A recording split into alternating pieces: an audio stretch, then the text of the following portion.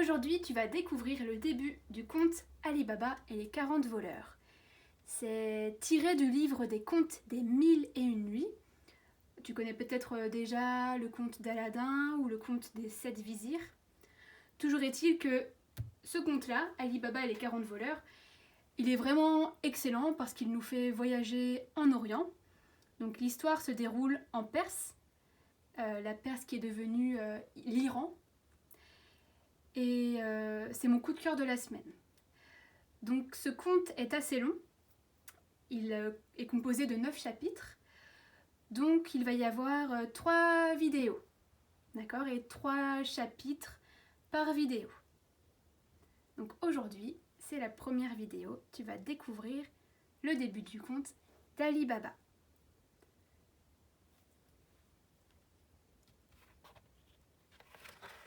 Ali Baba et les 40 voleurs.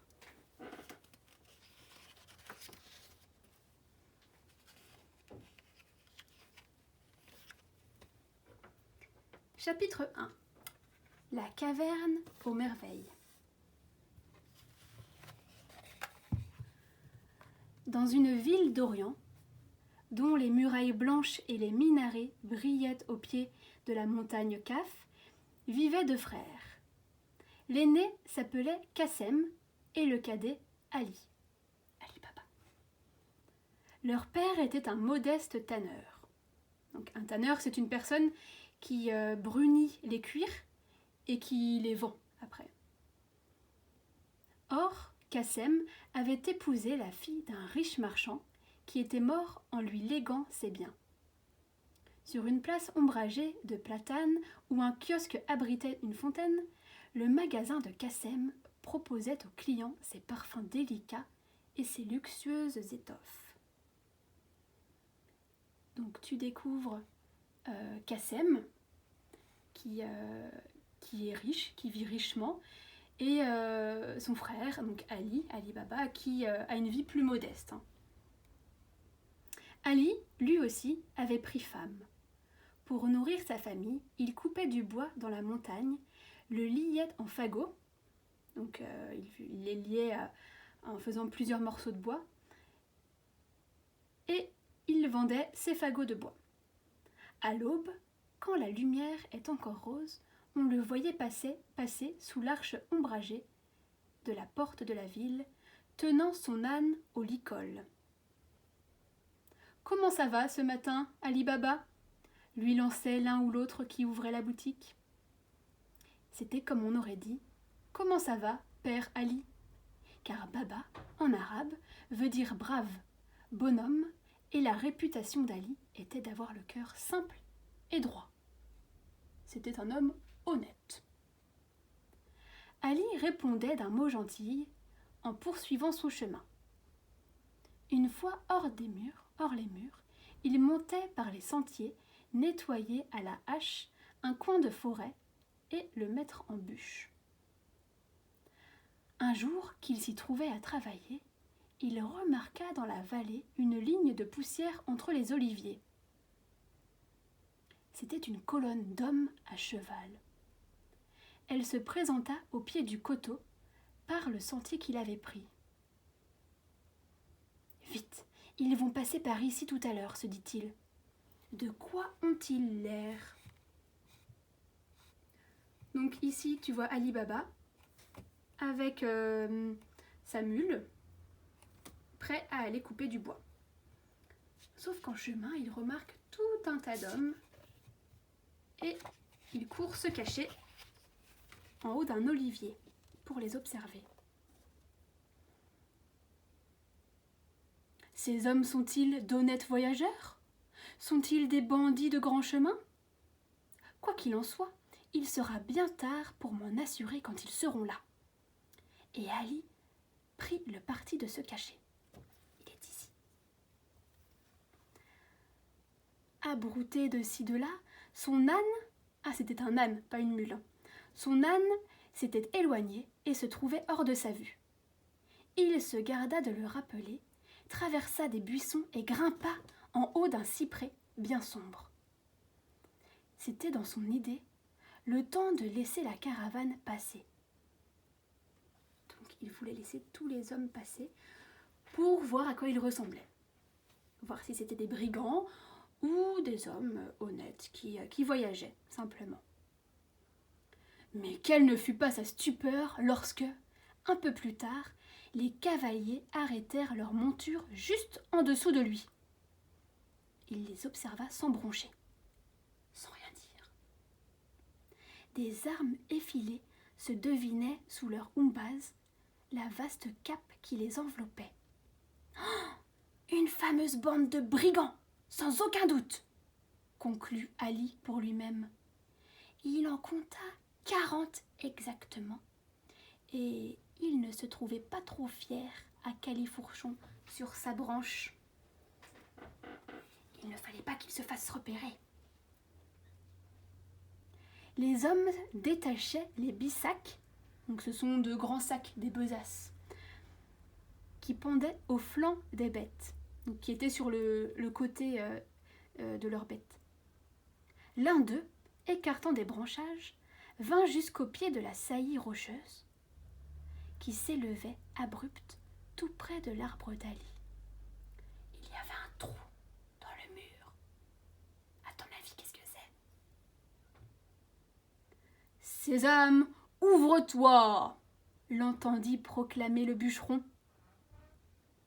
Et aussitôt, une brèche, un trou, une fissure, se dessina dans la roche pour lui livrer passage. « Entrons !» dit l'homme. « Nous te suivons, Khoja Houssain. » Se tournant à demi, celui qui venait de répondre appela les autres d'un geste. Et, portant leur butin tous jusqu'au dernier, disparurent par la faille, par le trou. Maintenant, Ali aurait bien voulu récupérer son âne et s'enfuir. Mais les voleurs n'allaient-ils pas ressortir au même moment ? S'ils le découvraient par ici, ils ne donnaient pas cher de lui. Bon, le parti le plus sûr est encore de ne rien faire, estima-t-il. Et il resta juché sur son arbre, aussi immobile qu'un sac de dattes. 2 heures, peut-être, passèrent ainsi. Comme les minutes se firent longues.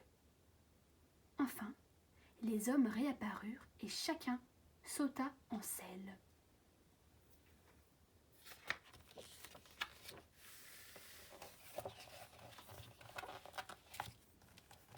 Ali les recompta. 40 avec leur chef. Les voilà tous ressortis. Ouf ! Il attendit encore de voir leur colonne qui s'éloignait dans la plaine avant de se risquer à descendre. Tout à fait rassuré, maintenant, il pensa. Voyons si cette montagne m'obéit à moi aussi. Il s'avança entre les broussailles jusqu'au rocher. Sésame, ouvre-toi, déclara-t-il d'une voix qu'il fit gronder solennellement. Et la roche se déplaça. Ali Baba fit un pas dans la caverne, puis un autre. Quand la paroi se referma derrière lui, il ne pensa pas à s'en inquiéter. Il était totalement émerveillé. Curieusement, la cave, la grotte qui est à l'intérieur, n'est pas sombre du tout. Une lumière semble fuser de tous ces trésors. Ici, ce sont des bracelets de soie fine, des vêtements chatoyants que rehaussent des fils d'or. Là, il y a des vasques de porcelaine qui débordent de colliers et de bracelets. Sur des plateaux de cuivre s'amoncellent des joyaux, des bijoux, émeraudes vert vif, diamants limpides comme l'eau, agates multicolores.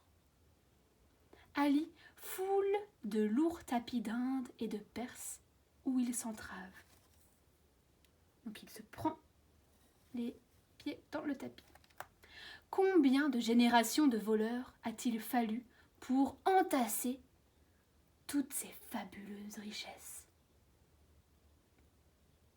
Puis, Ali Baba réfléchit. 2 bons ballots de monnaie d'argent suffiraient à faire de lui un homme riche. Mais tiens, voilà 2 sacs vides, justement.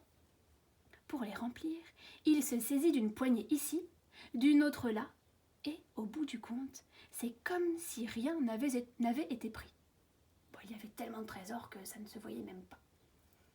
Puis, il prononce la fameuse formule magique « Sésame, ferme-toi ». Le rocher roule de nouveau et Ali est dehors. Son âne, au loin, est en train de tirer le coup sur des branches basses d'acacia. Ali le ramène, équilibre les charges sur son dos et, pour masquer leur contenu, il dispose des fagots par-dessus. De la main, il flatte l'encolure de l'animal et celui-ci s'ébranle avec son précieux fardeau pour redescendre vers la ville. Donc Ali Baba quitte la fameuse grotte avec plein de trésors dans 2 grands sacs. Que va-t-il en faire? Chapitre 2. La mesure à grains de Shahinaz. Passé la porte mauresque, c'est une porte sculptée, Ali Baba engagea sa bête à travers la ville. Dans le quartier du marché, qu'on appelle le bazar, des bâches tendues au-dessus de la chaussée tamisaient la lumière sur les étals et sur les gens. Il y prit par l'allée des potiers, l'allée des bouchers, celle des marchands d'épices, puis il se retrouva sous le ciel, dans des ruelles plombées de soleil. Des murs de cour les bordaient.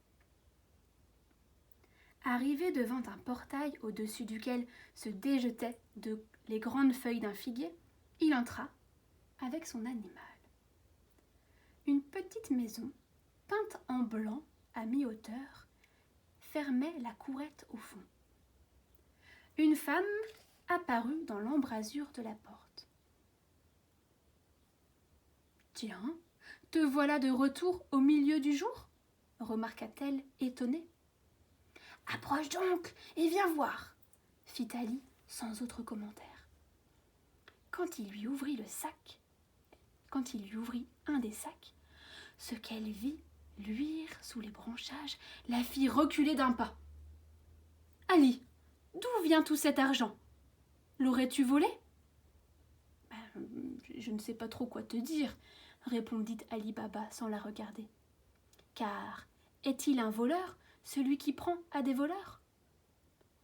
Et, comme sa femme ne répondait rien à cela, il entreprit de raconter son aventure par le détail.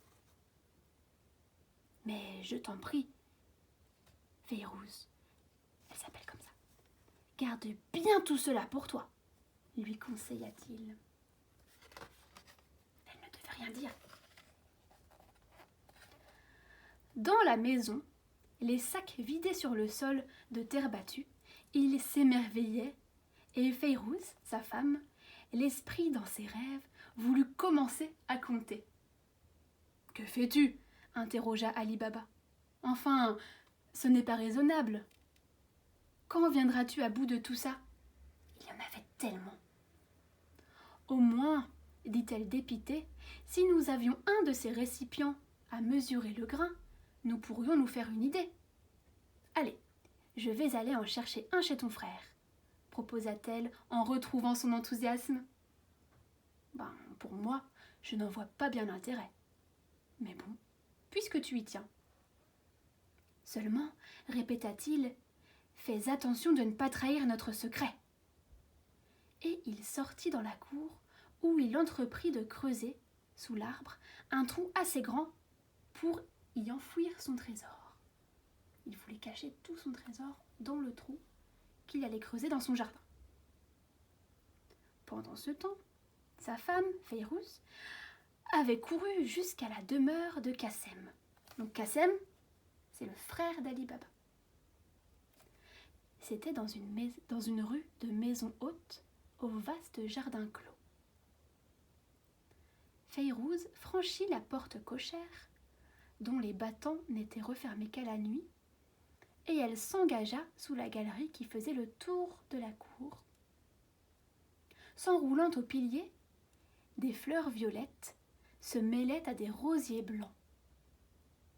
La femme de Qassem coupait un bouquet de fleurs.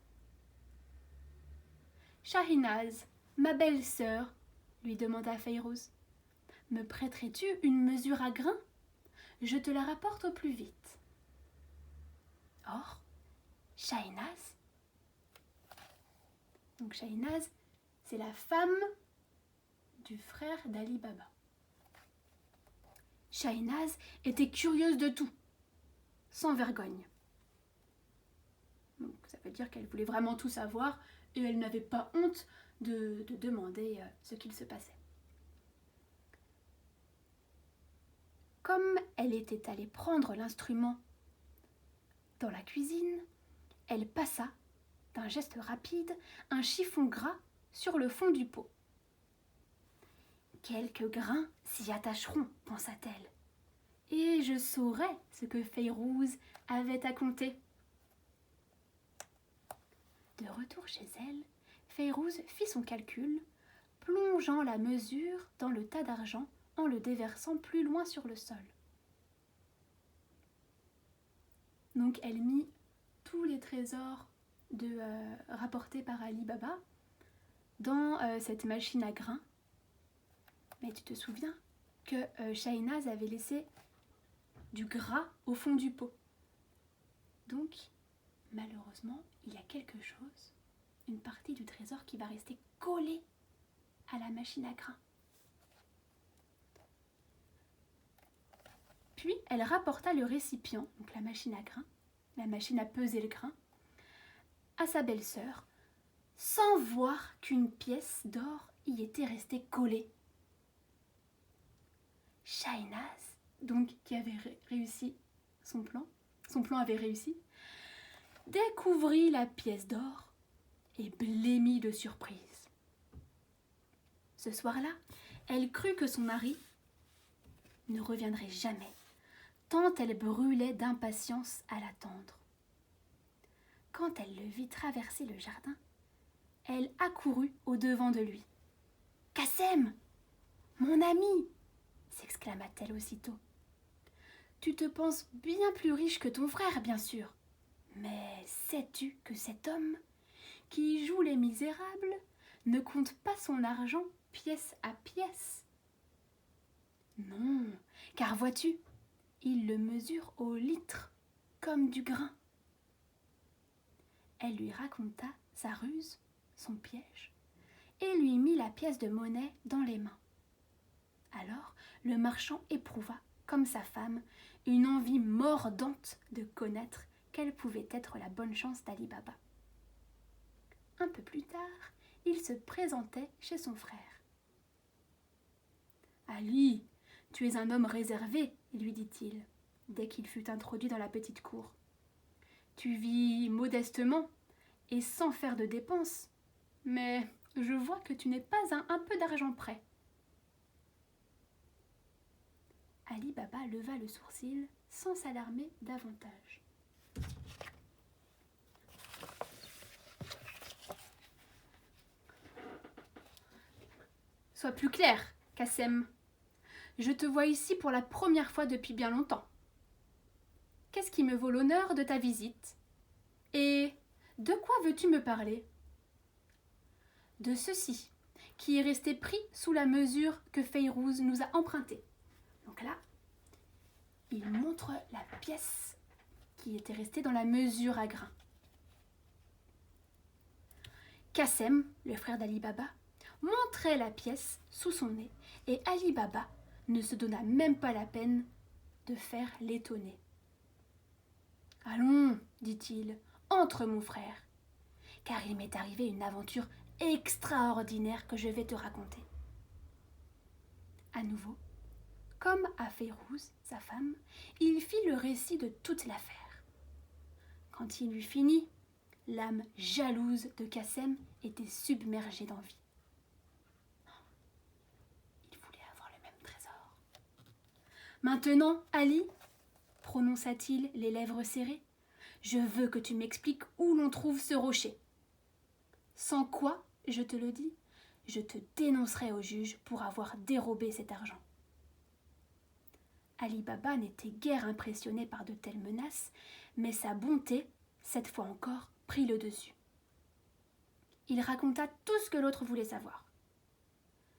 La nuit qui vint fut bien différente pour les deux frères. Ali Baba s'endormit dans le plaisir de sa découverte. Mais Qassem, lui, se tourna et se retourna dans son lit sans fermer l'œil. Bien avant que pointe l'aube, bien avant que le soleil se lève, il s'était relevé et avait chargé 6 mules de coffres et de sacs. Et que va-t-il faire à ton avis ? Il gravissait déjà le chemin de la grotte. Je reviendrai chercher le reste demain, si je ne peux tout charger aujourd'hui, pensait-il. Il voulait prendre tout le trésor. Il fut bientôt rendu, attacha la mule de tête au tronc d'un peuplier, et lorsqu'il prononça le « Sésame, ouvre-toi !» la faille se fit, comme pour son frère. Il s'avança au milieu des merveilles amoncelées, et il comprit qu'elle dépassait de beaucoup tout ce qu'Ali Baba lui avait fait imaginer. Les yeux hors de la tête, il entreprit de remplir ses sacs de tout ce qu'il pouvait. Mais sa cupidité lui avait tant tourné l'âme que, lorsqu'il fut pour sortir, la formule ne lui revint pas. Il avait tellement envie d'être riche, il avait tellement envie de posséder tous ses trésors, qu'il avait complètement oublié la formule. Et il s'efforça d'y réfléchir, mais sa tête était aussi creuse que ses sacs étaient pleins. « Ange, ouvre-toi !» essaya-t-il. Mais il savait qu'il se trompait, et en effet, rien ne bougea. Il nomma d'autres grains, le millet, le blé, mais rien n'y fit. Il cria le nom d'une multitude de plantes, et c'était comme s'il n'avait jamais entendu de toute sa vie le mot de sésame, car celui-ci ne lui vint pas une fois sur les lèvres. Et voilà le malheureux Qassem, qui tourne en rond entre ses trésors, que, dans son désespoir, il ne distingue plus. Il est enfermé dans la grotte.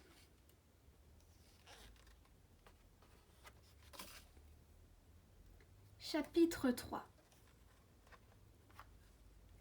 Les 40 voleurs revinrent à la grotte le soir même.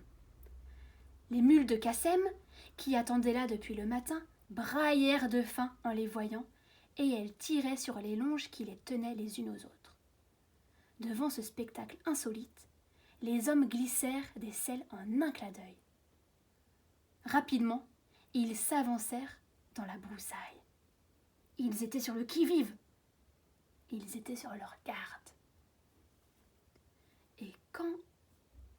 Ah, Sésame, ouvre-toi, prononça Khoja Hussain. Et quand la roche se fendit, tous purent voir une silhouette qui s'élançait comme un éclair au milieu d'eux. Qui était-ce, à ton avis ? Eh oui, Qassem, en effet, avait espéré profiter de leur surprise pour traverser leur rang et leur échapper. Mais il n'avait pas fait 10 pas qu'un coup de sabre cinglait l'air et lui tranchait la tête. Un peu plus tard, nos brigands, réunis dans la grotte, se demandaient comment cet homme était arrivé là. L'affaire était grave. S'il possédait la formule magique, quelqu'un d'autre pouvait la connaître aussi. Au moment de retourner à ses rapines, la troupe ne savait trop que décider. Disposons... Alors regarde... Voilà ce qu'il se passe dans la caverne. Disposons le cadavre à l'intérieur de la grotte, le corps à droite et la tête à gauche, imagina quelqu'un. Ce serait un spectacle qui ferait peur à celui qui voudrait revenir dans la grotte. et c'est ce qu'ils firent. Et les voilà repartis. Ils emmenaient les 6 bonnes mules du pauvre Kassem, qu'ils jugeaient en connaisseurs et se promettaient de bien vendre. Cependant, à la ville, Shahinaz, donc la femme de Kassem, guettait le retour de son mari. Dans l'après-midi, elle l'avait attendu. Elle était pressée de compter avec lui leur nouvelle richesse. Mais comme les heures passaient et que la nuit était descendue, son impatience se mua en angoisse. Dans quel piège Kassem était-il tombé ? Vers minuit, elle se glissa hors de chez elle et vint frapper chez son beau-frère. « Ali !» Comme tu t'en doutes, Kassem est parti à la caverne dès l'aube, avec des mules à charger. Mais il n'est toujours pas rentré. « Retourne chez toi, Shahinaz, dit Ali Baba, et essaie de te rendormir. Si Kassem n'est pas là au matin, je passerai à la caverne en montant couper du bois. » Mais à la pointe du jour, Shahinaz frappa de nouveau chez Ali. Kassem n'était toujours pas rentré. Alors, 2 heures plus tard, Ali pénétra dans la grotte. Et quel horrible, quel affligeant spectacle s'offrit à lui. Il se passa longtemps avant qu'il ne reprenne ses esprits. Enfin, il se secoua et sa première pensée fut pour faire enterrer Kassem dignement. Il bascula le corps de son frère sur le dos de l'âne, le cachant par moitié dans chaque panier. La triste charge fut, cette fois aussi, cachée sous du bois coupé, et Ali Baba fut de retour en ville vers midi. Il se rendit chez sa belle-sœur.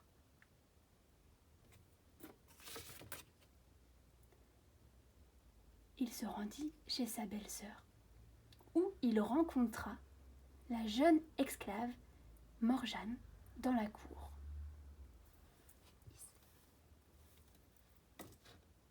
Il appréciait beaucoup l'intelligence de Morjane, cette servante, et il s'adressa à elle en ces mots. « Préviens ta maîtresse que je suis là, Morjane, et puis tu resteras près d'elle quand je lui parlerai, car ce que j'ai à lui apprendre est très cruel. Le malheur qui la touche est sans remède. Il n'y a pas de solution. » Et pendant qu'Ali Baba annonçait la sinistre nouvelle à Shahinaz, Morjane tenait les mains de sa maîtresse et la berçait de douces paroles.